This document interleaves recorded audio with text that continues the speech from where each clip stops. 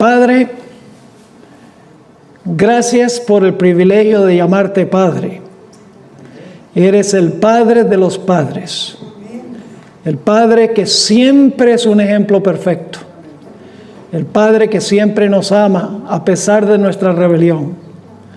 El Padre quien creó el universo a través de su amado Hijo Cristo Jesús. Y al estudiar esta noche en cuanto a la creación y en cuanto a la señal que tú has dejado como creador, queremos pedir la compañía de tu Santo Espíritu.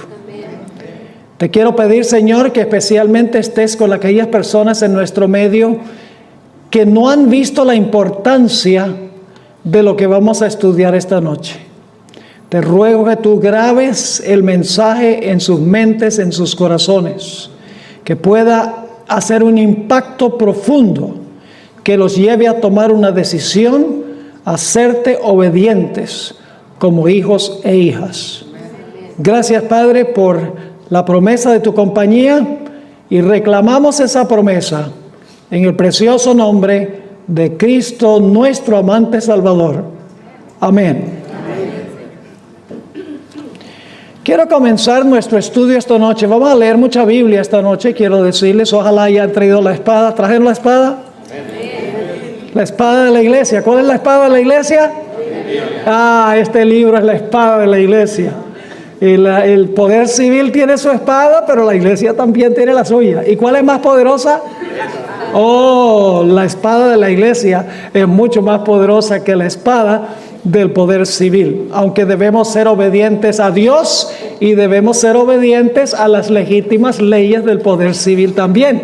Debemos ser ciudadanos ejemplares que obedecemos las leyes de César, siempre y cuando no interfieran en nuestra relación con nuestro Dios. Vamos a comenzar nuestro estudio leyendo del Salmo 95 y los versículos 1 al 6. Salmo 95 y el versículo 1 hasta el versículo 6. Hay dos puntos que quiero recalcar de este pasaje y lo haremos después de leer los versículos. Dice lo siguiente: venid, aclamemos alegremente a Jehová. Cantemos con júbilo a la roca de nuestra salvación. Lleguémonos ante su presencia con alabanza. Aclamémosle con cánticos. Porque Jehová es Dios grande y Rey grande sobre todos los dioses. Porque en su mano están las profundidades de la tierra y las alturas de los montes son suyas. Suyo también el mar, pues él lo hizo, y sus manos formaron la tierra seca. Venid, adoremos, postrémonos, arrodillémonos delante de Jehová, nuestro Hacedor. Ahora, los dos puntos que quiero recalcar de estos versículos es que nosotros adoramos a Dios porque Dios es el creador. Adoramos a Dios porque Dios es el creador. Vital enseñanza que se encuentra en toda la Sagrada Escritura. Fíjense que el versículo 5 dice: suyo también el mar, pues él lo hizo, y sus manos formaron la tierra seca. Venid, adoremos y postrémonos, arrodillémonos. Tres formas de enfatizar lo mismo. Fíjense: adoremos, postrémonos, arrodillémonos delante de Jehová, nuestro Hacedor. ¿Por qué adoramos a Dios? Porque Dios es el creador. Otro versículo que enseña la misma lección lo encontramos en Nehemías, el capítulo 9 y el versículo 6. El libro de Nehemías, el capítulo 9 y el versículo 6 enseña la misma lección, que nosotros adoramos a Dios porque Dios es el creador. Ningún otro Dios es el creador, así que cualquier otro que profesa ser Dios es un falso Dios, no es un verdadero Dios. Dice Nehemías 9 y el versículo 6: tú solo eres Jehová. ¿Y por qué solo Él es Jehová? Sigamos leyendo. Tú hiciste los cielos y los cielos de los cielos con todo su ejército. Y no solo los cielos, porque dice, la tierra y todo lo que está en ella, los mares y todo lo que hay en ellos. Y tú vivificas todas estas cosas, y los ejércitos de los cielos te adoran. ¿Por qué los ejércitos celestiales adoran a Dios? Porque el versículo dice que Dios hizo los cielos de los cielos, e hizo también la tierra y todo lo que está en la tierra. Por eso es que se le rinde, ¿qué cosa? Adoración a Dios, porque Dios es el creador. Pero ahora viene un punto muy importante. Cuando Dios creó este mundo, y yo creo firmemente que creó este mundo en 6 días literales. Hoy en día la teoría de la evolución dice que fue a través de millones de años, pero la Biblia enfatiza que la creación fue hecha por Dios en 6 días literales de 24 horas, como los días que conocemos hoy. Y ustedes dicen, ¿cómo sabe eso? Bueno, déjeme darles solo 3 indicaciones que indican eso. En primer lugar, dice que cada día tuvo tarde y mañana. Sería ridículo decir eso si cada día duró millones de años. En segundo lugar, la Biblia dice que habló y existió. No dice que habló y millones de años después existió. Habló y existió. Y el relato de la creación dice, al final de cada día dice, y fue así. Es decir, los días de la creación fueron días literales de 24 horas como los conocemos nosotros hoy en día. Ahora, al principio, cuando Dios creó este mundo, Dios estableció una señal indicativa que Él es el creador. Un recordativo que Dios es el creador. Un recordativo perpetuo de que Dios es el creador. Vamos a leer en cuanto a esa señal que hizo Dios para recordarnos que Él es el creador en Génesis 2, y vamos a leer los versículos 2 y 3. Génesis, el capítulo 2 y el versículo 2 y 3. Y acabó Dios en el día séptimo la obra que hizo. Y luego, ¿qué dice? Y reposó el día séptimo de toda la obra que hizo. Y bendijo Dios al día séptimo y lo santificó. Y ahora dice, ¿por qué Dios bendijo y santificó el séptimo día? Dice, porque en él reposó de toda la obra que había hecho en la creación. ¿Qué día bendijo Dios? El séptimo día. ¿Qué día santificó Dios? El séptimo día. ¿Ustedes creen que Dios bendijo el séptimo día para Él? Dios es la fuente de toda bendición. Él no necesita un día bendecido. ¿Ustedes creen que Dios santificó el sábado para Él? No. Dios aparta las cosas como santas para sus criaturas. Así que nos dice aquí que el séptimo día Dios no creó más. Dios reposó el séptimo día de su obra de creación. En segundo lugar, dice que Dios bendijo el día séptimo, y luego dice que Dios santificó o hizo santo el día séptimo. Es decir, el séptimo día en la creación es la señal que Dios hizo para recordarnos que Él es el creador y le debemos nuestra adoración. Ahora, siempre que yo hablo de estas cosas, surge una persona que dice, pero pastor, ¿cómo sabe usted que el séptimo día de hoy es el mismo séptimo día que guardó Jesús? Han pasado 2000 años. ¿Cómo sabe que el séptimo día de hoy, que es el sábado, es el mismo sábado que existía en los días de Jesús hace 2000 años? Y yo sencillamente le respondo con algunas preguntas. Les digo, mire, ¿qué día de la semana guarda usted? Me dice, bueno, yo guardo el domingo. Y le digo, ok, está bien, explícame por qué tú guardas el domingo como día de reposo. Ah, porque en ese día Cristo resucitó de los muertos. Le digo, entonces tú guardas el domingo de hoy porque ese es el día que Jesús resucitó, ¿verdad? Dice, sí, yo guardo el domingo hoy porque ese es el día que resucitó. Y entonces yo le digo, pues si el domingo de hoy es el mismo domingo que resucitó, el sábado es el mismo sábado también. Porque usted no puede decir que el domingo es el mismo domingo de resurrección, pero el sábado se perdió y es otro día. ¿Me están entendiendo? Pero no falta una persona perspicaz que dice, pero ¿cómo sabe usted que el sábado que guardó Cristo es el mismo sábado de la creación? Porque entre la creación y la venida de Cristo pasaron 4,000 años. ¿Cómo sabe que el sábado que guardó Cristo, que es el mismo sábado de hoy, es el mismo sábado de la creación? Y yo sencillamente les digo, ¿saben por qué? Porque la Biblia dice que Cristo creó el sábado y Jesús no hubiera guardado el día equivocado. El sábado de hoy es el mismo sábado de la creación. Es el séptimo día de la semana. Lo que nosotros llamamos sábado en inglés, Saturday. ¿Está claro ese punto? Así que Dios sencillamente trabajó 6 días, reposó el séptimo día de la semana, lo bendijo y lo santificó, lo apartó para el hombre. Y fíjense que cuando Dios lo apartó no había judío. El sábado no es el sábado de los judíos, ni había pecado. El sábado no es sombra de un Salvador que iba a venir a darnos su reposo, porque cuando Dios hizo el sábado no existía el pecado, no se necesitaba redentor.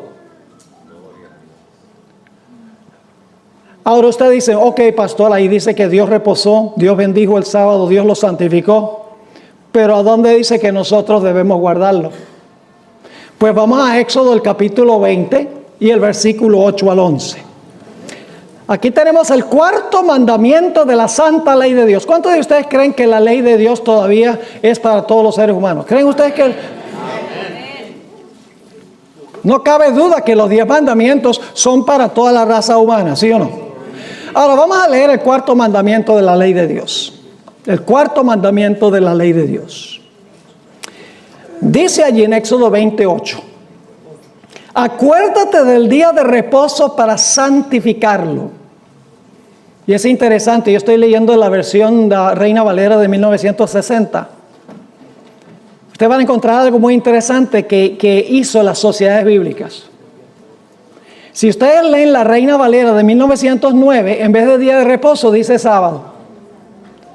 Cuando las sociedades bíblicas decidieron poner días de reposo en vez de sábado, la iglesia adventista protestó. Porque en realidad la palabra en griego es sábaton. Es sábado en el griego, una sola palabra, no es día de reposo.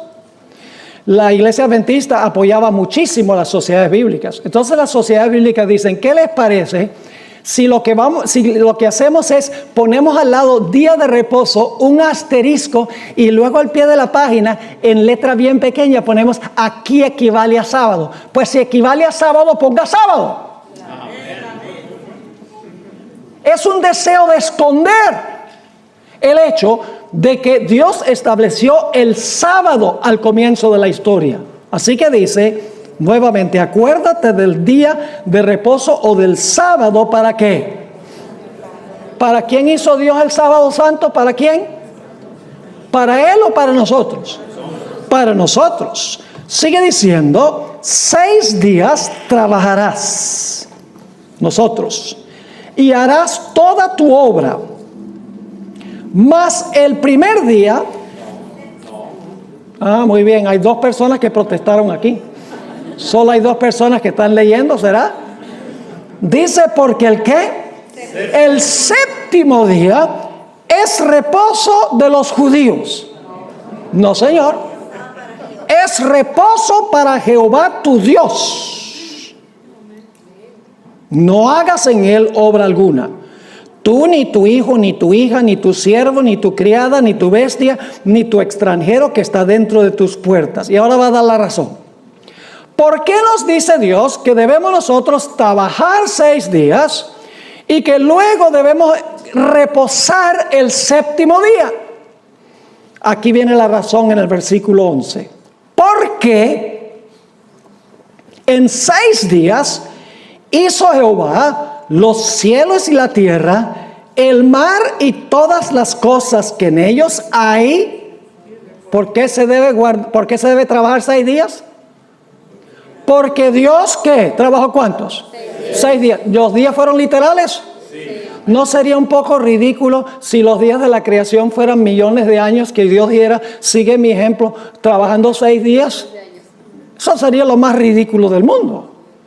Solamente si los días son literales, Dios puede decirnos a nosotros que trabajemos 6 días literales. Porque si cada día fueron millones de años, ¿cómo podemos nosotros seguir el ejemplo de Dios? Así que sigue diciendo, porque en 6 días hizo Jehová los cielos y la tierra, el mar y todas las cosas que en ellos hay, y reposó, ¿cuándo? En el 7º día. Por tanto, Jehová bendijo el día de reposo y lo santificó. Yo pregunto, ¿son las mismas 3 cosas que hizo Dios con el sábado en la creación?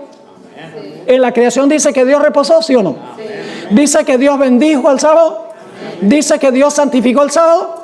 ¿Es el mismo sábado de la creación? ¿El sábado viene antes del pecado? ¿Antes que existiera un judío? Entonces, ¿es el sábado parte del plan original de Dios para la raza humana? Claro que sí, la Biblia es clara en cuanto a este punto. Ahora, quiero que leamos el Salmo 24 y los versículos 1 y 2. Salmo 24 y el versículo 1 y 2. Estos 2 versículos son muy importantes. Dice, de Jehová es la tierra y su plenitud. La palabra plenitud significa todo lo que está en el mundo, ¿ok? La tierra es de Dios y lo que está en la tierra es de Dios. De Jehová es la tierra y su plenitud, el mundo y los que en él habitan. Ahora, ¿por qué es que este mundo y todo lo que está en el mundo le pertenece a Dios? Versículo 2 lo dice.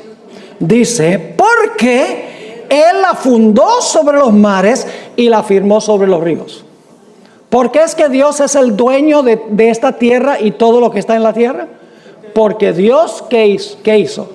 Dios creó el mundo y todo lo que está en el mundo. Pero ahora escuchen la contradicción de muchas personas.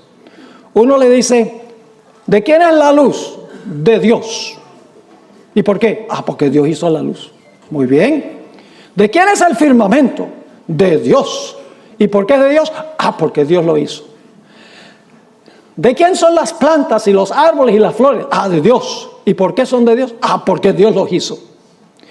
¿De quién son el sol, la luna y las estrellas? De Dios. ¿Y por qué son de Dios? Porque Dios los hizo. Las aves, ¿a quién le pertenecen? A Dios. ¿Por qué son de Dios? Porque Dios los hizo. ¿Los peces de quién son? Son de Dios. ¿Y por qué son de Dios? Porque Dios los hizo. Los animales terrestres son de quién? De Dios. ¿Y por qué son de Dios? Porque Dios lo hizo. Los animales los seres humanos son de Dios. ¿Y por qué son de Dios? Porque Dios los hizo. Entonces yo pregunto, ¿de quién es el sábado? ¿Quién hizo el sábado? Entonces, ¿de quién es el sábado? Pero lo que dicen muchas iglesias es, sí, todo le pertenece a Dios, pero el sábado es de los judíos. No tiene ningún sentido, porque Dios creó el sábado cuando creó todo lo que hizo los primeros 6 días. Y si lo que hizo los primeros 6 días es de Él porque lo creó, el sábado también es de Él porque también lo creó. Amén. ¿Me estoy explicando? Amén. Ahora, vamos a Isaías 66, 22 y 23. Isaías 66, 22 y 23. Estos versículos describen el tiempo cuando Dios va a hacer un cielo nuevo y una tierra nueva. Nota lo que dicen esos versículos. Esto es cuando ya se acabe el pecado. Dios hace cielos nuevos y tierra nueva. Dice en Isaías 66, 22 y 23. Porque como los cielos nuevos y la nueva tierra que yo hago, fíjese, ¿qué va a hacer Dios? cielos nuevos y tierra nueva, dice, permanecerán delante de mí, dice Jehová, así permanecerá vuestra descendencia y vuestro nombre. Y de mes en mes porque hay un árbol que es el árbol de la vida que produce su fruto cada mes. Y tendremos que comer del árbol cada mes.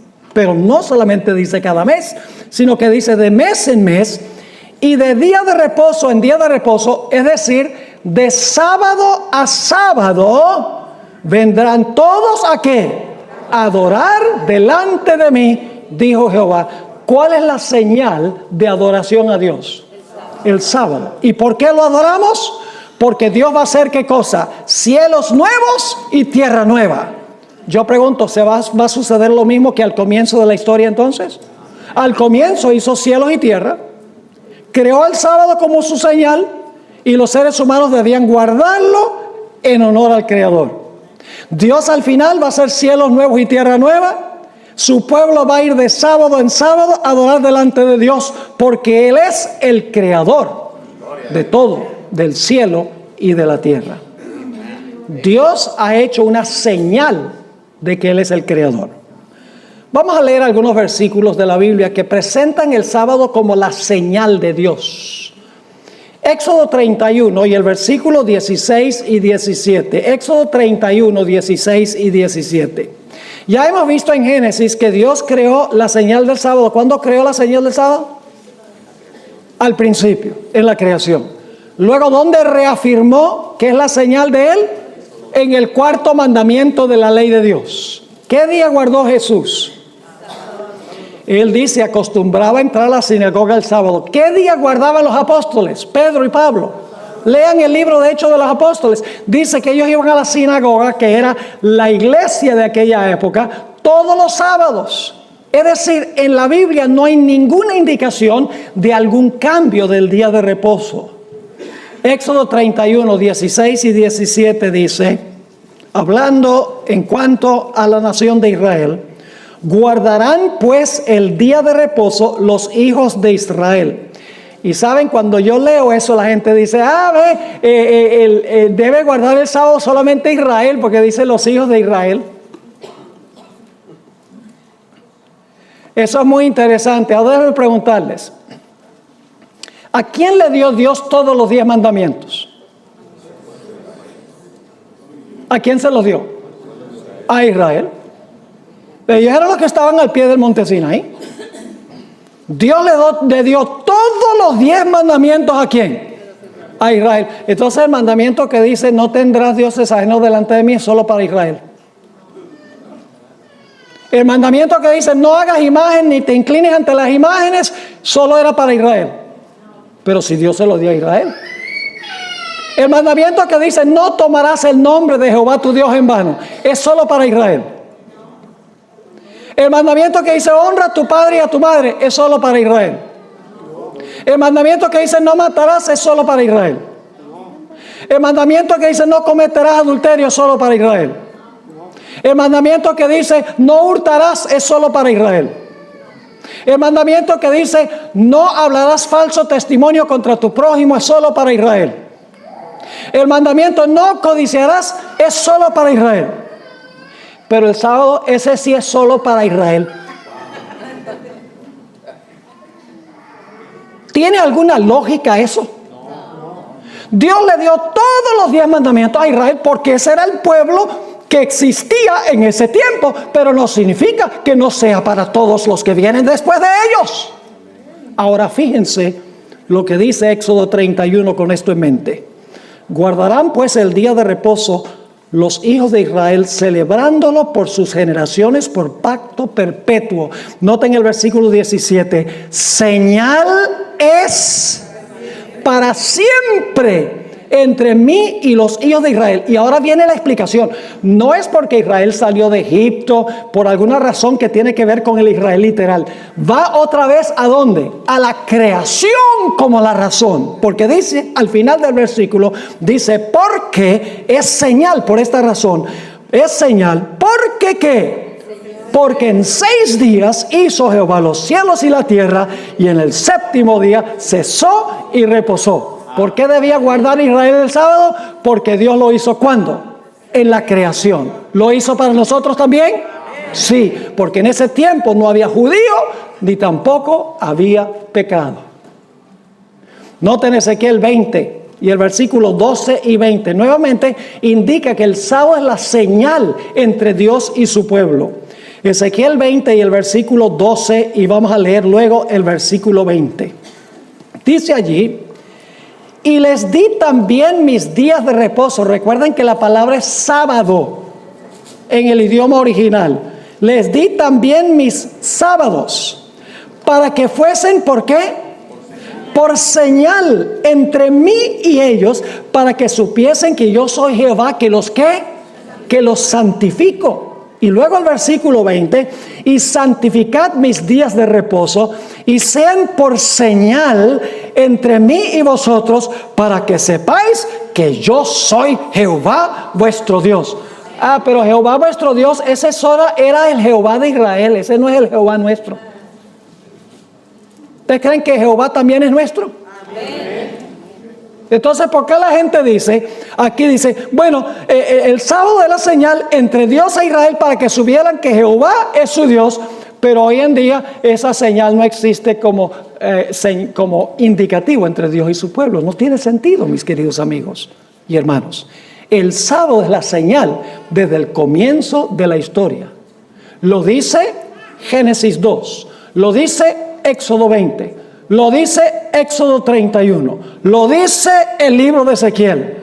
Toda la Biblia indica que el sábado es la señal de Dios. Ahora quiero leer un texto más antes de hacer transición a otro punto, porque ustedes dicen, bueno, ¿y esto qué tiene que ver con la gran cadena profética? Bueno, tenemos que colocar este marco para luego volver a la cadena. No es esto independiente a la idea de la cadena. Esto está muy relacionado, lo vamos a encontrar. Vamos a Apocalipsis 14 y el versículo 6 y 7.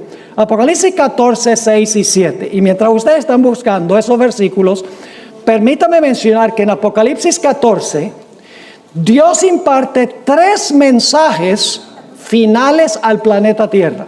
Es decir, este es el mensaje final de Dios al planeta. En Apocalipsis 14, 6 y 7. Y algunos dicen, ¿cómo sabe que este es el mensaje final de Dios? Es muy sencillo. Porque después que el tercer ángel proclama su mensaje, se ve a Jesús sentado en una nube con una hoz aguda y viene a cosechar la tierra en la venida de Jesús. Es decir, inmediatamente después del primero, segundo y tercer ángel, entonces se ve a Jesús, viene para cosechar la tierra en su venida. Así que sabemos que estos son los últimos 3 mensajes de Dios al mundo. Y fíjense lo que dice el mensaje del primer ángel. Vi volar por medio del cielo a otro ángel que tenía el evangelio eterno para predicarlo a los moradores de la tierra, a toda nación, tribu, lengua y pueblo. ¿Este mensaje va solo para los judíos? No, es un mensaje global. Es un mensaje para todo el mundo. Dice que debe ir a toda nación, tribu, lengua y pueblo. ¿Y qué dice este ángel? Diciendo a gran voz, temed a Dios y darle gloria, porque la hora de su juicio ha llegado. Y ahora escuchen bien, y adorad a aquel que hizo el cielo y la tierra, el mar y las fuentes de las aguas. ¿Qué dice el mensaje del primer ángel? Nos dice que debemos adorar ¿a quién? Al Creador. ¿Y cuál es la señal del Creador? La señal del Creador ya hemos visto que es ¿qué cosa? El sábado. Yo pregunto entonces, en el mensaje final que da Dios al mundo, ¿está incluido el mensaje de guardar el sábado en honor del Creador, en reconocimiento del Creador, como señal de adoración a Él como el verdadero Dios? El mensaje del primer ángel lo dice claramente. Dios tiene una señal. Noten Apocalipsis 7, 1 al 3, para que ustedes vean que al puro final de la historia, antes de la segunda venida de Jesús, Dios va a colocar una señal sobre su pueblo, una marca sobre su pueblo. Noten lo que dice Apocalipsis 7, 1 al 3. Después de esto, vi a 4 ángeles en pie sobre los 4 ángulos de la tierra, que detenían los 4 vientos de la tierra. Recuerdan que cuando se sueltan los vientos, ¿qué sucede? viene un cataclismo mundial, es decir, un desorden, viene un tiempo de angustia cual nunca se ha visto, y de eso vamos a comenzar a hablar mañana en la noche. Así que dice, estaban sosteniendo los 4 vientos para que no soplase viento alguno sobre la tierra, ni sobre el mar, ni sobre ningún árbol. Pero antes de que sean soltados los vientos, algo va a pasar. Vi también a otro ángel que subía de donde sale el sol, es decir, del oriente, y tenía, ¿qué cosa? El sello del Dios vivo. Y clamó a gran voz a los 4 ángeles a quienes se les había dado el poder de hacer daño a la tierra y al mar, diciendo: no hagáis daño a la tierra, ni al mar, ni a los árboles, hasta que hayamos, ¿qué? Sellado en sus frentes, ¿a quiénes? A los siervos de Dios. ¿Dios tiene una señal o un sello que va a colocar en la frente? ¿Cuál es esa señal o sello, según lo que hemos estudiado esta noche de varios versículos de la Biblia? Es el santo sábado del Señor, que distingue al verdadero pueblo de Dios, que indica al pueblo que realmente está honrando y glorificando a Dios como creador y reconociéndolo como el dueño de todo por ser el creador. Pero ahora necesitamos regresar a la gran cadena profética. ¿Y por qué razón? Porque el libro de Apocalipsis, escuchen bien lo que voy a decir. Ya hemos estudiado que el cuerno pequeño es lo mismo que la bestia, ¿sí o no? ¿Les quedó claro eso? ¿Que el cuerno pequeño es lo mismo que la bestia? Vamos a repasar la secuencia profética. Mi esposa no está aquí esta noche, así que ella dice que repito mucho. Bueno, y tiene razón, yo repito mucho, pero yo le digo, bueno, yo repito con un motivo especial. Los maestros repiten, porque de esa manera los alumnos aprenden. El loro aprende a hablar así, repitiendo y repitiendo. El loro finalmente aprende también. Así que si un loro puede aprender, mucho más los seres humanos. Así que, ¿cuál es la cadena? Babilonia, Medo-Persia, Grecia, el Imperio Romano dividido. Roma papal gobierna ¿cuánto tiempo? 1260 años. 1798 recibe ¿qué?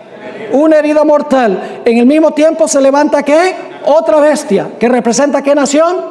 Los Estados Unidos. Y luego, después de un tiempo, esa bestia va a ayudar a la primera bestia a recuperar su poder.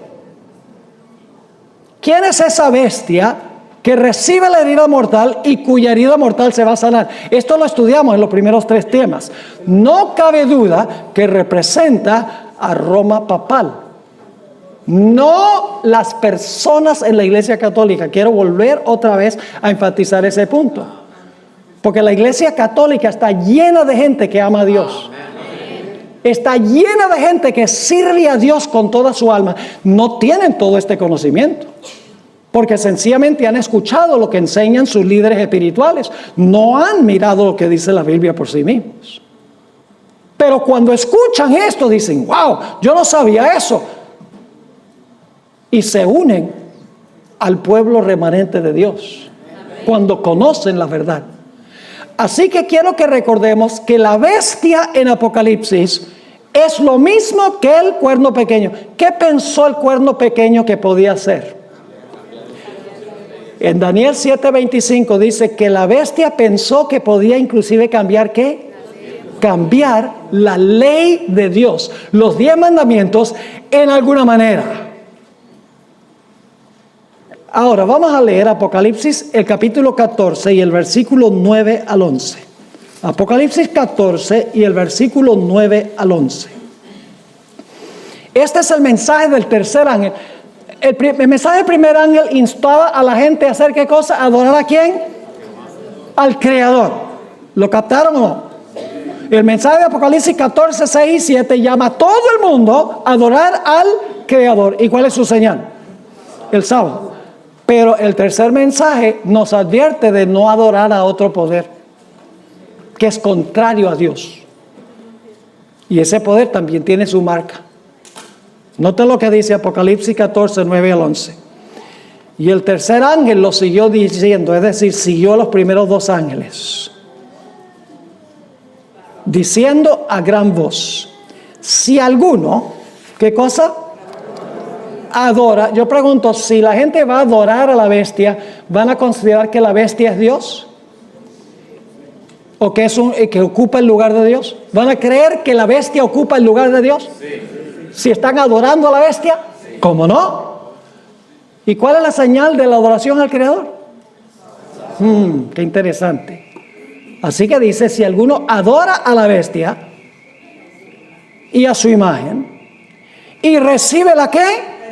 Oh, la bestia también tiene una ¿qué? Tiene una marca también. ¿Y a dónde la coloca? Oh, en la frente, dice, o en la mano derecha. ¿Qué va a pasar con esas personas que reciban la señal o la marca de la bestia y los que adoran a la bestia? Dice, él también beberá el vino de la ira de Dios, que ha sido vaciado puro en el cáliz de su ira, y será atormentado con fuego y azufre delante de los santos ángeles y del Cordero. Y el humo de su tormento sube por los siglos de los siglos. Y no tienen reposo de día ni de noche los que ¿qué? Los que adoran ¿a quién? A la bestia, que profesa ocupar el lugar de ¿quién? Porque exige adoración. Dice, los que adoran a la bestia y su imagen, ni nadie que reciba la ¿qué? La marca de su nombre. ¿Ven la diferencia? Adoramos a Dios. ¿Por qué adoramos a Dios? Porque es el Creador. ¿Cuál es la señal del Creador? Sábado. El sábado. Yo pregunto, ¿la bestia va a decir que ocupa el lugar de Dios y va a exigir adoración? Sí. ¿Cómo no? ¿Y va a tener una señal o una marca contraria a la marca o la señal de Dios? Sí. Entonces, ¿será posible que la marca que tiene la bestia también debe ser un día? Sí. Ahora escuchen bien. Se adora a la bestia porque la gente cree que ocupa el lugar de Dios. Y la señal de lealtad a la bestia es un día rival o un día contrario al día ¿qué? Al día sábado. Ahora, alguno dirá, pastor, entonces usted está diciendo que el conflicto final va a ser un conflicto en cuanto a días.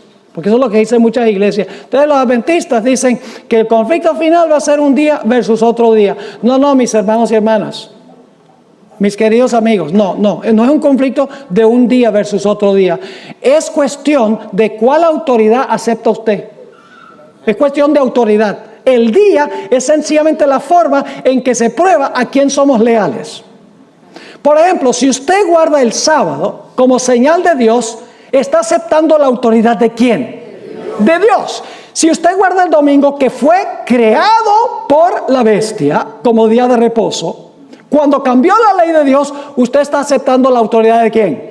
La autoridad de la bestia. Es decir, los días son sencillamente la manera en que Dios nos prueba para ver si aceptamos la autoridad de Dios o aceptamos la autoridad de la bestia. ¿Me están entendiendo lo que estoy diciendo? Es cuestión de autoridad. ¿Acepta usted el sábado creado por Dios al comienzo o acepta usted el cambio en la ley que fue hecho por la bestia o el cuerno pequeño o lo que la Biblia llama el hombre de pecado? Ahora, alguno dirá, pero pastor Bor, el papado no pretende ser Dios, ni el papado exige adoración. Así que el tercer mensaje no se puede aplicar al papado. Suena muy lógico en la superficie. Pero permítame decirles que hay múltiples evidencias, y las voy a compartir en un momento, de que el papado usurpa la posición de Dios, los derechos de Dios, los títulos de Dios, los poderes de Dios y las funciones que le pertenecen tan solo a Dios.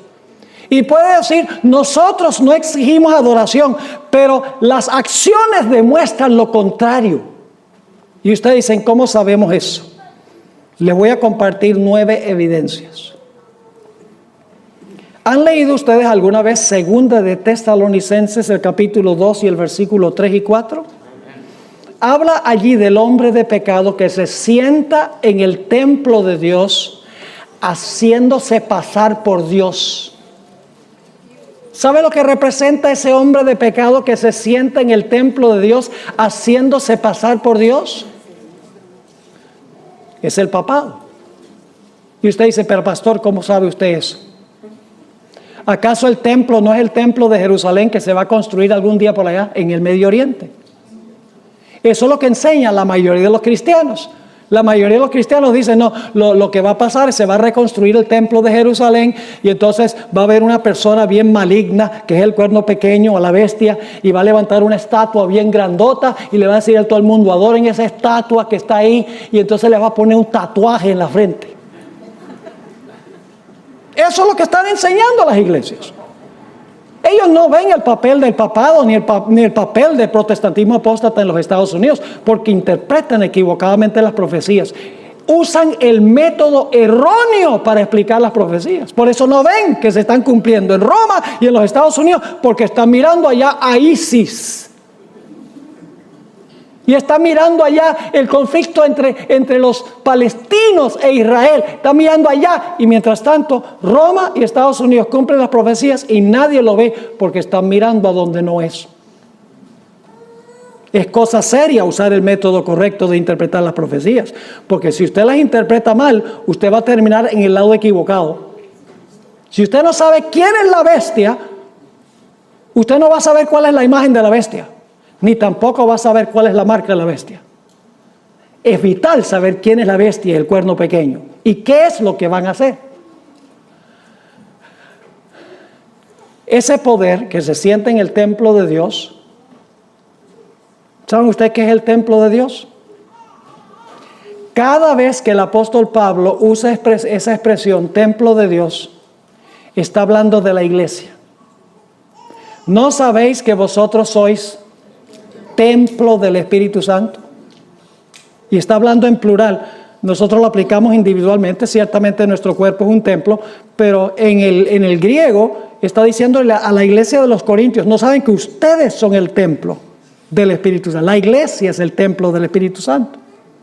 Es decir, la presencia de Dios en el Antiguo Testamento era visible, era una luz visible, la Shekinah. Pero hoy en día la presencia de Dios en el templo es invisible, es el Espíritu Santo, la Shekinah. En Efesios el capítulo 2, 19 al 22, el apóstol Pablo dice que el templo es un templo espiritual. Dice, edificados sobre los apóstoles y los profetas, siendo Cristo Jesús la piedra principal del ángulo, y nosotros somos las piedras edificadas del templo. Es decir, no es un templo literal, es la iglesia. La iglesia se funda sobre los apóstoles y los profetas. Cristo es la piedra angular y nosotros somos las piedras sobre edificadas en el templo. El templo es la iglesia. ¿Dónde se va a sentar entonces el hombre de pecado o el cuerno pequeño o la bestia? ¿Se va a sentar allá, va a ser un ateo que se va a sentar allá en el Medio Oriente a exigir la adoración de todos los seres humanos? No, se va a sentar ¿dónde? En la iglesia. Hemos de buscar a este poder. ¿Ustedes han oído hablar del nombre Vicarius Filii Dei? Es un título oficial de los obispos de Roma. Significa vicario del Hijo de Dios. ¿Sabe lo que es un vicario? Un vicario, la palabra vicario significa uno que ocupa el lugar de. Es decir, el Papa dice, yo soy Vicarius Christi, ese es otro nombre que se usa, Vicarius Christi. Soy, en otras palabras, el que ocupa el lugar de Cristo en la tierra. ¿Es eso bíblico? Que un hombre ocupa el lugar de Cristo en la tierra. Mis hermanos y hermanas, la Biblia dice que el que ocupa el lugar de Cristo en la tierra es el Espíritu Santo. Amén. Jesús dijo, yo me voy. Y si me voy, les voy a mandar a alguien que me represente, el Espíritu Santo, no un ser humano. Así que este poder, cuando dice que ocupa el lugar de Cristo en la tierra, está ocupando el lugar del Espíritu Santo y el lugar de Cristo.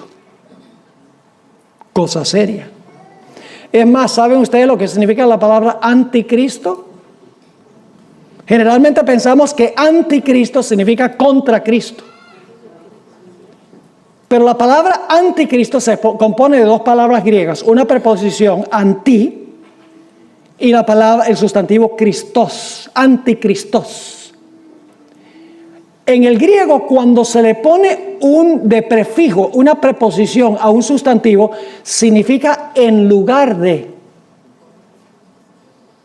Por ejemplo, está la palabra antibasilius. Basilius es rey. Antibasilius es uno que ocupa el lugar de el rey. ¿Han oído ustedes hablar alguna vez de Herodes Antipas? La palabra paz significa padre. Antipas significa uno que gobernó en lugar de su padre. No contra su padre, en lugar de su padre. Así que el anticristo no es uno que es ateo y desafía al Dios viviente con la mano alzada. No, anticristo significa que es uno que profesa ocupar el lugar de Cristo en la tierra. Yo pregunto, ¿el obispo de Roma profesa eso? Ustedes lo saben muy bien que sí. Fíjense lo que dijo el Papa León XIII. El 20 de junio de 1894, el Papa León XIII dijo: nosotros los papas ocupamos en esta tierra el lugar del omnipotente Dios.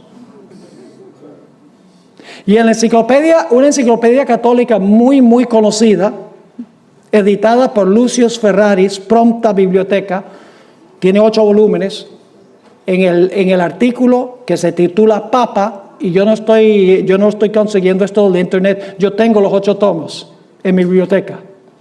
Es decir, esto lo saqué de la misma enciclopedia católica. Fíjense lo que dice: el Papa puede modificar la ley divina, porque su poder no es de los hombres, sino de Dios, y actúa en lugar de Dios sobre la tierra, con pleno poder de atar y desatar a sus ovejas.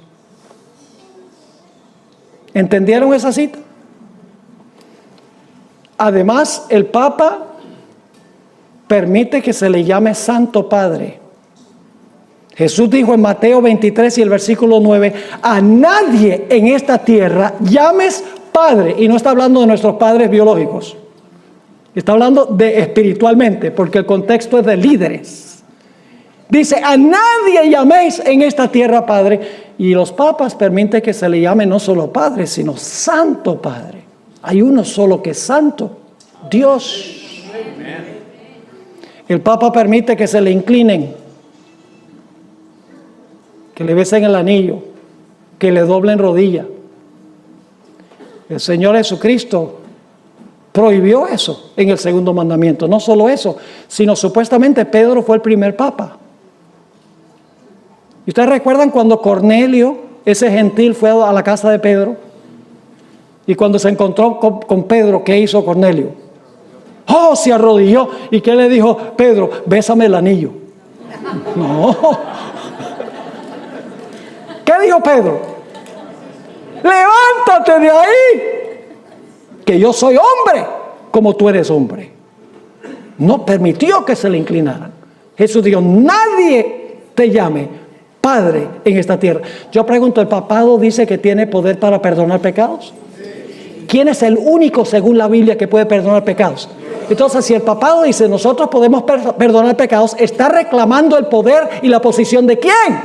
De Dios. Aunque digan que no, nosotros no exigimos adoración. Aunque digan que no, las evidencias apuntan que sí. La Iglesia Católica, el papado profesa haber cambiado el día de reposo del sábado al domingo. Escuchen lo que dijo Juan Pablo II en la carta apostólica Dies Domini. Fíjense, esto lo dijo en cuanto al domingo, y yo no he encontrado ninguna evidencia bíblica de lo que él dice. Dice: el día del descanso es tal, ante todo, porque es el día bendecido y santificado por Dios, o sea, separado de los otros días para ser entre todos el día del Señor. Y está hablando del domingo. ¿Dónde dice su Biblia que el día domingo fue santificado y bendecido por Dios y es el día del Señor? En ninguna parte. Pero muchos teólogos y cardenales de la Iglesia romana dicen: nosotros, por la autoridad que nos confirió Cristo como sus representantes, hemos cambiado el día de reposo del sábado al domingo. ¿Quién es el único que podría teóricamente cambiar su ley? Dios. Si un poder humano dice que lo puede cambiar, está reclamando los poderes ¿de quién? De Dios. Además de eso, en el Concilio Vaticano I, en 1870, se proclamó el dogma de la infalibilidad papal. Cuando el Papa habla sobre la fe y la moral, desde su cátedra, ex cátedra, lo que dice es infalible y no se puede cambiar. Mi Biblia me dice que el único que es infalible es ¿quién? El único que es infalible es Dios. A través de los 1260 años, el papado decía, nosotros tenemos el derecho de poner reyes y quitar reyes. Y lo hacía el papado. Pero dice en Daniel el capítulo 2, ¿qué cosa? Allí dice que Dios es el que ¿qué? Dios es el que pone y ¿qué? Y quita reyes. El Papa Gregorio VII también dijo que el Papa puede juzgar a todos y nadie lo puede juzgar a él. Mi Biblia me dice que el juez es Dios. Y si el papado dice nosotros podemos juzgar, pero nadie nos puede juzgar a nosotros, está reclamando las prerrogativas de Dios. Pero les voy a leer la cita más blasfema que indica que la bestia sí profesa ser Dios en la tierra, ejercer los poderes de Dios y exige adoración y obediencia de todos y tiene su señal. Esta cita viene de un libro escrito por uno de los pocos doctores de la Iglesia Católica. Su nombre es San Alfonso de Ligorio.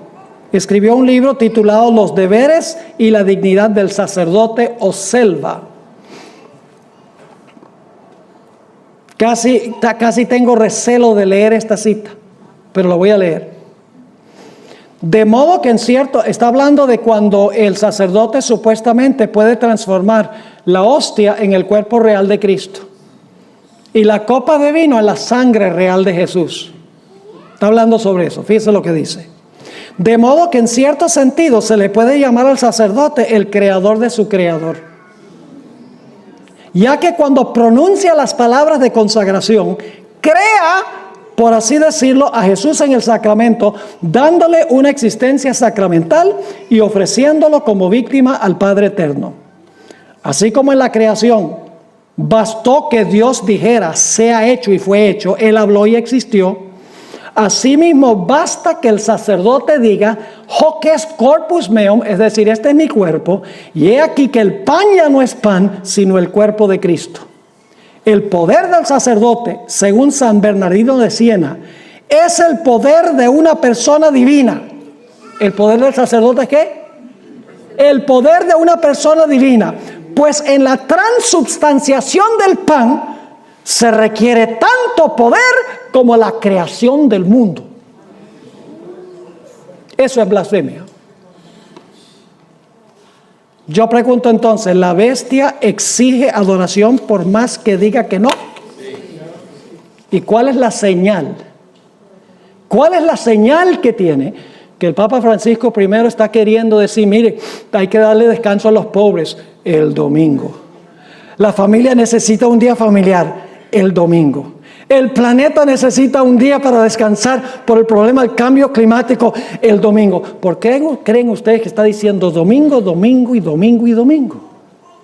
Porque ese es el día que identifica el poder de la Iglesia romana. Porque si pudo cambiar la ley de Dios, según ellos, es indicación de que tiene poder ¿qué? Que tiene poder divino. ¿Me están entendiendo lo que estamos estudiando esta noche? Ahora, ¿dónde estamos nosotros en la secuencia profética? ¿Dónde estamos nosotros en la cadena profética? ¿Ya la herida mortal la recibió la bestia? ¿Ya se levantó los Estados Unidos? Hemos tenido un periodo de 218 años de relativa paz. Sí. Pero ¿qué dice la profecía? La profecía dice que la bestia fue herida de muerte, pero su llaga de muerte fue ¿qué? Sanada. ¿Se va a recuperar el papado su poder? ¿Su dominio mundial? Sí, ya hemos identificado la bestia. Dice, la herida mortal fue sanada y se maravilló todo San Diego. San Diego también. Dice, se maravilló toda la tierra en pos de ¿qué? En pos de la bestia. Ahora yo pregunto, ¿qué es lo que impide que el papado recupere su poder? Todavía no tiene su poder, porque cuando lo recupere va a ser lo que hizo en el pasado. En el pasado persiguió a los que no estaban de acuerdo con las enseñanzas de la iglesia. Si va a recuperar su poder, va a hacer eso de nuevo. ¿Qué es lo que impide hoy que el papado recupere el poder que perdió para perseguir a los que no están de acuerdo con ella? Los poderes civiles del mundo no han permitido que el papado los use como el papado los usaba en el pasado. Les voy a leer ahora una cita extraordinaria, escrita por un sacerdote jesuita recientemente. Él murió. Se llama Malaquías Martín. Escribió un libro muy interesante, Las llaves de esta sangre. Muchas de las cosas que dice en este libro, que se escribió hace más de 25 años, se están cumpliendo hoy. Porque él podía leer las circunstancias que estaban ocurriendo en la historia. Quiero leerles una cita que él escribió en 1986, donde él va a decir por qué el papado ha estado inactivo por 200 años. Dice lo siguiente: por 1500 años y más, Roma, es decir, Roma papal, había mantenido un dominio con mano fuerte sobre cada comunidad local del mundo. ¿Qué había hecho Roma por 1200 años y más? Había mantenido un dominio ¿con qué?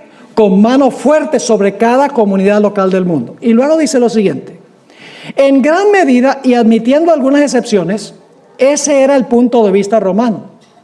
¿Cuál era el punto de vista romano? Ejercer un dominio con mano fuerte sobre cada comunidad local del mundo. Dice, ese era el punto de vista romano hasta que 200 años de inactividad le fueran impuestos al papado por los grandes poderes seculares del mundo. Yo no sé si ustedes entendieron esa cita.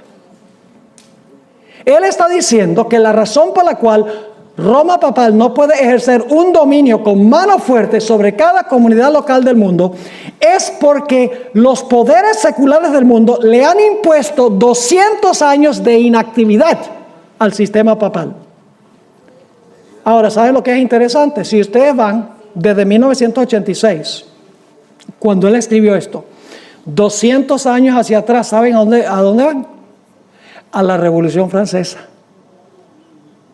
A 1798. Lo que está diciendo él sin darse cuenta es que en la Revolución Francesa, cuando se le quitó la espada al papado y cuando ya no se permitía que usara los poderes civiles, porque nación tras nación en Europa se volcó en contra del papado y establecieron gobiernos representativos, gobiernos democráticos, lo que él está diciendo es que 200 años de inactividad le han sido impuestos al sistema papal por los grandes poderes seculares del mundo, porque ya no permiten que el papado los use para cumplir sus propósitos. Ahora quiero leerles una cita escrita por Elena White en el libro El conflicto de los siglos, página 620. Yo les digo que si no fuera por el hecho de que ella escribió 120 años antes que Malaquías Martín, yo diría que tal vez se copió de él. Pero me da la impresión que tal vez él se copió de ella. Pero no creo. Fíjense lo que escribió ella en 1888. Dice, derróguense. ¿Qué significa derróguense? Significa quitar o eliminar. Elimínense las medidas restrictivas. ¿Medidas qué? Elimínense las medidas restrictivas impuestas en la actualidad por los gobiernos civiles. ¿Quiénes ponen las medidas restrictivas? Los poderes civiles. Dice, quítense esas medidas restrictivas impuestas por los poderes civiles, dice, y déjesele a Roma que recupere su antiguo poder. Y se verán resucitar. Para resucitar tiene que estar ¿qué? Muerto. ¿La bestia recibió una herida mortal? Sí. ¿Cómo se le va a sanar? Dice, deróguense las medidas restrictivas impuestas en la actualidad por los gobiernos civiles y déjesele a Roma que recupere su antiguo poder y se verán resucitar en el acto su tiranía y sus persecuciones. ¿Qué es lo que impide que la herida mortal se sane plenamente? Los poderes civiles del mundo que le quitaron la espada empezando en 1798. Y le pusieron las esposas y dijeron, ya tú no te vas a sentar en el trono, nosotros vamos a gobernar. Pero según hemos estudiado, la bestia que se levanta de la tierra le va a devolver la espada del poder civil. Y va a soltar a este poder de la cárcel. Y va a tener dominio nuevamente en este mundo. Y va a imponer por ley su señal. ¿Y cuál es su señal? El domingo. ¿Cuál es la señal de Dios? El sábado. Ahora fíjense, ¿por qué adoramos a Dios? Porque es el creador. ¿Y cuál es la señal del creador? El sábado. ¿Por qué la bestia exige adoración? Porque él dice que ocupa el lugar de ¿quién? El lugar de Dios. ¿Tiene una señal? Sí. ¿Cuál es la señal? El domingo. No hay que tener mucha inteligencia para saber que si la señal de Dios es un día, la marca la bestia es otro día. Y el día falso tiene que ser el domingo, porque el día que creó Dios fue el sábado. ¿Cuántos de ustedes han visto alguna vez un billete falso de $4?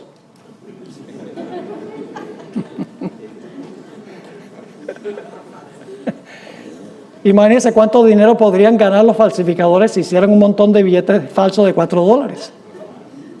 ¿Por qué no hay un billete falso de $4? Porque no hay uno genuino. ¿Qué viene primero, lo genuino y luego lo falso, o lo falso y luego lo genuino? Es que ustedes creen que los falsificadores dicen, hagamos un billete falso de $4 y el gobierno dice, muy buena idea, hagamos uno verdadero. La falsificación viene después. Ahora, si el sábado es la señal que Dios hizo el mero comienzo, santificó el día, lo bendijo, reposó ese día, entonces esperaríamos que Satanás crearía una falsificación más adelante en la historia. No cabe duda que sí. Y el domingo es la falsificación.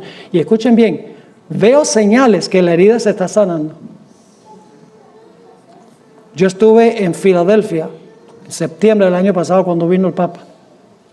Impresionante. Ustedes saben que el presidente Obama le pidió al Papa que lo ayudara a establecer relaciones diplomáticas con Cuba. Los Estados Unidos cooperó con el papado para derrocar lo que antes era la Unión Soviética, la cortina de hierro. El Papa visitó la Casa Blanca y tuvo una audiencia privada con el presidente Obama.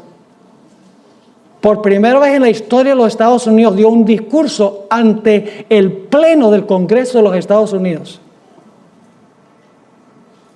No solo eso, sino que dio un discurso ante las Naciones Unidas, 193 naciones allí, y cuando terminó su discurso sobre la necesidad de implementar el Plan 2030, que pueden ustedes buscar qué es ese Plan 2030, es eliminar el problema del cambio climático, eliminar la pobreza y restaurar la familia de aquí al año 2030. Y hay un montón de prescripciones y prohibiciones que se le dan a las naciones para que poder cumplir ese objetivo. Restricciones increíbles que se están proponiendo. Y cuando el Papa terminó de dar su discurso, los representantes de las 193 naciones ratificaron que ellos estaban de acuerdo con lo que él dijo, parándose y aplaudiendo incansablemente el discurso del Papa Francisco I. Y cuando vi las muchedumbres, cómo halagaban a Francisco I, en este país, el país a donde se estableció separación de iglesia y Estado, un país a donde se reconoce que hay dos reinos, sí, pero no funcionando juntos, sino separados. De verdad que me di cuenta que poco a poco el mundo se está maravillando en pos de este sistema. Ahora quiero terminar compartiendo esto. Yo crecí en el país de Venezuela. La gente me pregunta que por qué hablo español más o menos bien. Yo me burlo un poquito de los que hablan español en la oficina porque siempre tengo que corregirles la ortografía. Crecí allá, estudié toda mi escuela primaria allá en la ciudad de Caracas, Venezuela. Y yo recuerdo en 1960 cuando John Kennedy estaba postulándose para presidente de los Estados Unidos. En todas las iglesias se decía, por primera vez puede haber un presidente católico en los Estados Unidos y si eligen a Kennedy va a haber una ley dominical. Yo recuerdo eso muy bien. Y todos andaban asustados porque podía haber un presidente católico en los Estados Unidos. La gente estaba asustada. Ahora, en esa época, en los Estados Unidos, la población tenía grandes sospechas del papado. Es decir, no les gustaba la idea de que quedara un presidente católico. Tenían temor y miedo porque recordaban la historia, la trayectoria del papado. Yo quiero leerles una cita de un apologista católico, pionero de radio y televisión de la Iglesia Católica, un arzobispo con el nombre de Fulton Sheen. Posiblemente ese nombre no signifique nada para ustedes en estos momentos, pero en esa época, en 1955, era un fenómeno. Aparecía por televisión, que era algo raro en esa época, enseñando doctrina católica. Tenía mucho carisma y lo que decía parecía tener mucho sentido y tenía gran sintonía. En 1955, él salió por el radio y habló las siguientes palabras. Recuerden que en esa época la gente de los Estados Unidos le tenía sospecha al papado, no quería nada que ver con el papado. Y tomando eso en cuenta, Fulton Sheen, quien defendía la iglesia romana, dijo lo siguiente: si yo no fuera católico y estuviera buscando la verdadera iglesia en el mundo hoy, buscaría la iglesia que no se lleva bien con el mundo. Qué interesante. ¿Ustedes creen que él diría eso hoy? No. Sigue diciendo. En otras palabras, buscaría la iglesia que el mundo aborrece, porque en esa época el mundo aborrecía este sistema. Mi razón en hacer esto sería que si Cristo está presente en alguna de las iglesias del mundo actual, entonces debería ser odiado así como lo fue cuando anduvo sobre la tierra en la carne. Si usted desea descubrir a Cristo hoy, entonces busque la iglesia que no se lleva bien con el mundo. Busque una iglesia que es aborrecida por el mundo, así como Cristo fue aborrecido por el mundo. El único problema es que el papado ya no es aborrecido por el mundo. ¿Qué escribiría hoy? Escribiría, busque la iglesia que es más popular con el mundo. Porque las circunstancias en los Estados Unidos de América han cambiado. Y todo tiene que ver con el método de interpretar las profecías. Los protestantes de hoy en día están mirando a donde el conflicto no es. Están mirando al Medio Oriente, a la reconstrucción del templo, a un personaje malévolo que se va a sentar en el templo por 3 años y medio, va a perseguir a los judíos literales, va a hacer una imagen bien grande en su honor y va a mandar a todos a adorar esa imagen y va a colocar un tatuaje en la frente de la gente, y mientras todo el mundo está mirando para allá,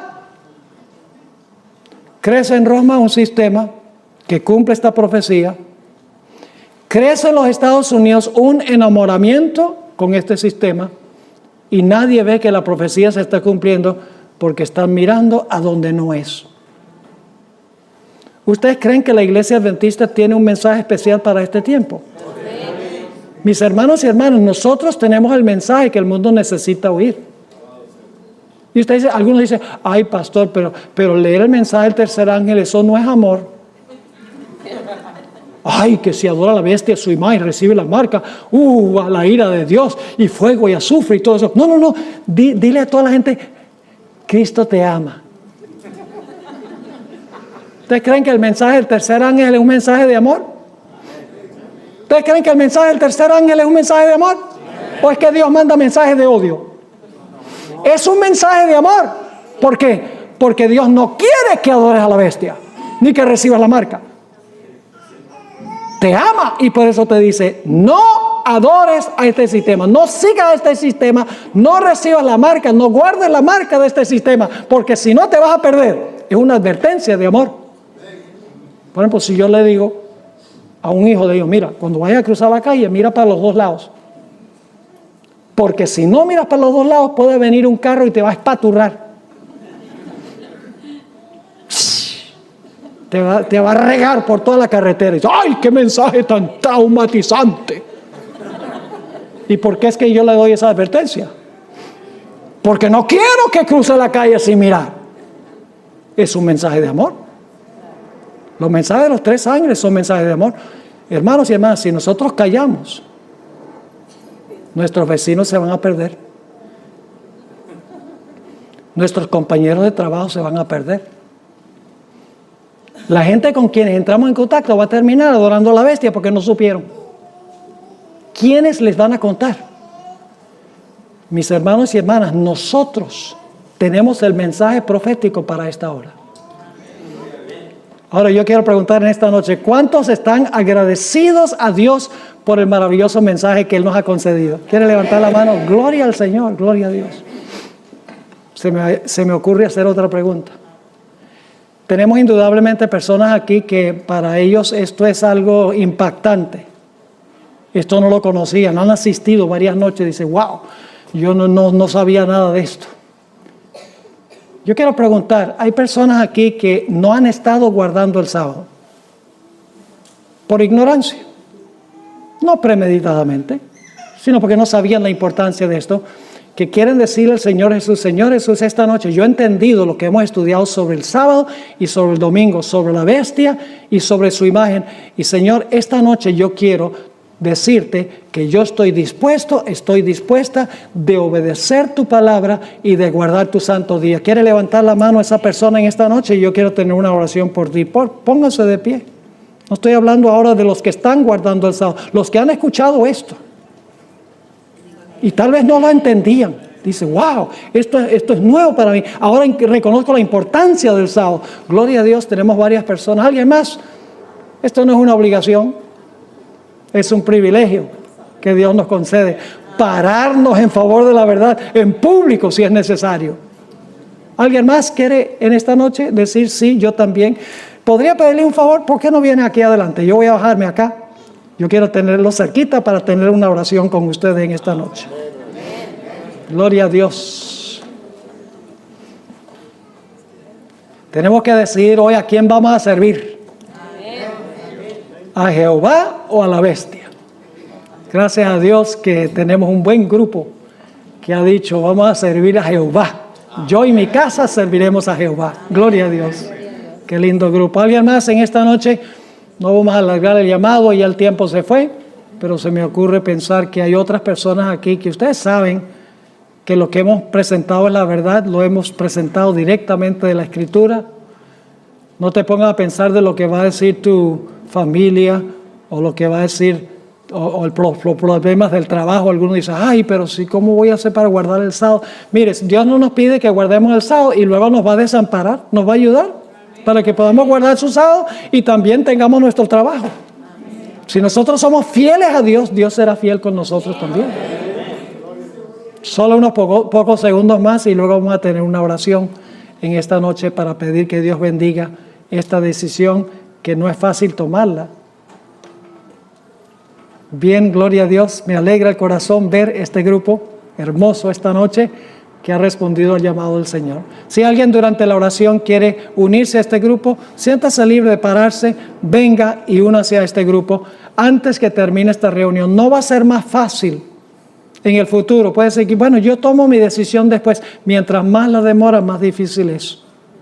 Es preferible tomar la decisión ahora. La Biblia dice, hoy es el día de la salvación. Si hoy oyeres su voz, no endurezcas tu corazón. No mañana, ni pasado mañana, ni dentro de un mes, ni dentro de un año. Hoy es el día que tenemos que tomar esa decisión. Oremos. Padre, gracias te damos por el glorioso mensaje de tu palabra. Gracias te damos, Padre, por tu santo sábado. No un día de restricciones y prohibiciones, un día de miseria, sino un día lleno de gozo cuando podemos retirarnos por 24 horas de todo lo nuestro para enfocarnos solamente en tu grandeza, en tu amor, como nuestro gran Dios. Te doy gracias, Padre, por estas personas que han escuchado tu mensaje y han respondido en esta noche. Te ruego, Señor, que tú las acompañes y que esta decisión pueda ser una decisión firme que perdure. No permitas que nadie ni nada los desanime. Te doy gracias también por las personas que se han reunido acá. Algunas no han respondido al llamado. Yo sé que deberían haberlo hecho. Te ruego, Señor, que tú continúes por medio de tu Espíritu trabajando con sus corazones y que puedan, antes de terminar esta serie de conferencias, también tomar su decisión. Gracias, Padre, por responder esta oración, porque te lo imploramos en el precioso nombre de Cristo, nuestro Salvador. Amén.